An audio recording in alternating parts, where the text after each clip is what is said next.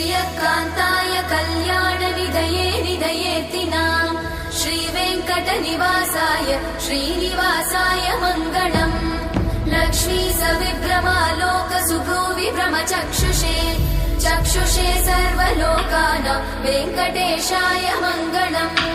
श्रीवेङ्कटाद्रिशृङ्गाग्रमङ्गलाभरणाङ्गये मङ्गलानां निवासाय श्रीनिवासाय मङ्गलम् सर्वावयव सौन्दर्य सम्पदा सर्वचेतसां सदा सम्मोहनायास्तु वेङ्कटेशाय मङ्गलम् नित्याय निरवध्याय सत्यानन्दचिदात्मने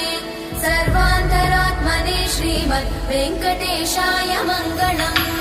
स्वतः सर्वविदे सर्वशक्तये सर्वशेषिने